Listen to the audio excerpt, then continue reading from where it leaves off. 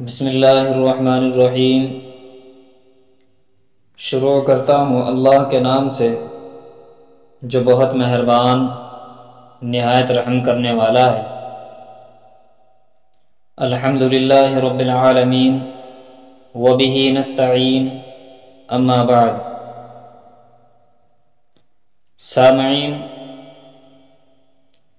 گزشتہ ویڈیو میں ہم نے آپ حضرات کے سامنے نبوت سے پہلے حضور صلی اللہ علیہ وسلم کے اخلاق و عادات سے متعلق چند معلومات پیش کرنے کی کوشش کی تھی۔ اسی طرح اس ویڈیو میں ہم آپ کو رسالت اور نبوت سے متعلق کچھ مختصر سوالات اور جوابات کی شکل میں معلومات فراہم کرنے کی کوشش کریں گے انشاءاللہ تعالی۔ سامعین، جیسا کہ آپ کو معلوم ہے کہ ہم نے آپ سے پہلے بھی یہ درخواست کی تھی کہ آپ ہمارے سیرت نبوی صلی اللہ علیہ وسلم سے متعلق جو سلسلہ چل رہا ہے اس کو اپنے بچوں کو کاپی قلم دے کر سنائیں، تاکہ ہمارے بچوں کے ذہن سیرت نبوی صلی اللہ علیہ وسلم سے مزین ہو کر دین اسلام سے بھی آراستہ ہو سکیں اور وہ آسانی سے ان معلومات کو یاد کر لیں۔ جزاکم اللہ احسن الجزاء۔ بہرحال سلسلے کا آغاز کرتے ہیں۔ سوال نمبر 1، رسالت اور نبوت کے کیا معنی ہیں؟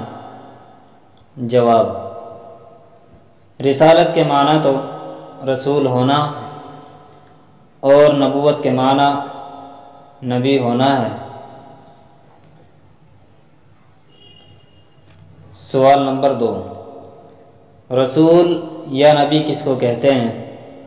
جواب: رسول اور نبی خدا کے بندے اور انسان ہوتے ہیں۔ خدا تعالیٰ انہیں اپنے بندوں تک احکام پہنچانے کے لیے مقرر فرماتا ہے۔ وہ سچے ہوتے ہیں، کبھی جھوٹ نہیں بولتے، گناہوں سے پاک ہوتے ہیں، خدا کے حکم سے معجزے دکھاتے ہیں، خدا کے پیغام پورے پہنچا دیتے ہیں، ان میں کمی یا زیادتی نہیں کرتے، نہ کسی پیغام کو چھپاتے ہیں۔ سوال نمبر 3، نبی اور رسول میں کیا فرق ہے؟ جواب: نبی اور رسول میں تھوڑا سا فرق یہ ہے کہ رسول تو اس پیغمبر کو کہتے ہیں جس کو نئی شریعت اور کتاب دی گئی ہو، اور نبی ایسے پیغمبر کو بھی کہتے ہیں جس کو نئی شریعت دی گئی ہو، اور ایسے پیغمبر کو بھی کہتے ہیں کہ اسے نئی شریعت اور کتاب نہ دی گئی ہو بلکہ وہ پہلی شریعت اور کتاب کا تابع ہو۔ سوال نمبر 4، کیا کوئی آدمی اپنی کوشش اور عبادت سے نبی بن سکتا ہے؟ جواب: نہیں، بلکہ جسے خدا تعالیٰ بنائے وہی نبی اور رسول بنتا ہے۔ مطلب یہ ہے کہ نبی اور رسول بننے میں آدمی کی کوشش اور ارادے کو دخل نہیں، خدا کی طرف سے یہ مرتبہ عطا کیا جاتا ہے۔ سوال نمبر 5، رسول اور نبی کتنے ہیں اور ان میں سب سے افضل رسول کون ہیں؟ جواب: دنیا میں بہت سے رسول اور نبی آئے ہیں، ان کی ٹھیک تعداد خدا تعالیٰ کو معلوم ہے۔ ہمارا فرض یہ ہے کہ جتنے رسول اور نبی خدا نے بھیجے ہیں ان سب کو برحق جانیں۔ البتہ ہمارے پیغمبر حضرت محمد مصطفیٰ صلی اللہ علیہ وسلم تمام نبیوں اور رسولوں سے افضل اور بزرگ ہیں۔ خدا تعالیٰ کے تو آپ بھی بندے اور تابع دار ہیں۔ خدا تعالیٰ کے بعد آپ کا مرتبہ سب سے بڑا ہوا ہے؟ سوال نمبر 6، رسول اور نبی کیوں آتے ہیں؟ جواب، طریقہ یہ ہے کہ کوئی شخص کسی کی مرضی کو اس وقت تک نہیں پا سکتا جب تک وہ خود نہ بتائے یا اس کا طریقہ یا عادت اور مزاج نہ معلوم ہو۔ انسان پر واجب ہے کہ وہ خدا کی مرضی کے تابع رہے، کیونکہ وہ خدا کا بندہ ہے۔ خدا نے اس کو پیدا کیا، ہوش و حواس دیے، وہی اس کو رزق دیتا ہے، وہی اس کی تمام ضرورتیں پوری کرتا ہے، لیکن انسان کی عقل اتنی نہیں کہ خدا کی مرضی کو معلوم کر سکے، نہ اس کی آنکھوں میں اتنی طاقت کہ خدا کے نور کو دیکھ سکے اور اس کے جلال والے نور کی برداشت کر سکے، نہ اس کے کانوں میں اتنی طاقت کہ خدا کی پرہیبت آواز سن سکے اور اس کا وہ کلام سمجھ سکے جو تمام انسانی بندشوں سے بالا اور اعلیٰ ہے۔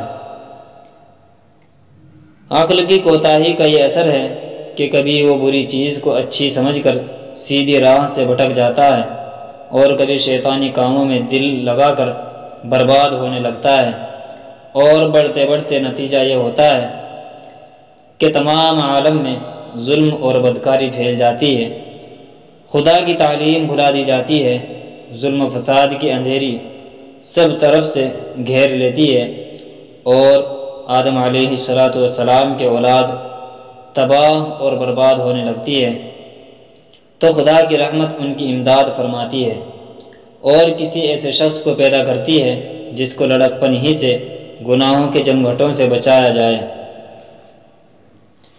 اس کے دامن کو گناہ کی تمام ملاوٹوں سے پاک رکھا جائے، اور رفتہ رفتہ اس کو اتنی طاقت دے دی جائے کہ وہ خدا کے احکام کو سمجھ سکے اور لوگوں تک پہنچا سکے، تاکہ یہ خدا کی مخلوق خدا کے عذاب سے بچ جائے اور دین دنیا کی ترقی اور بھلائی حاصل کر لے۔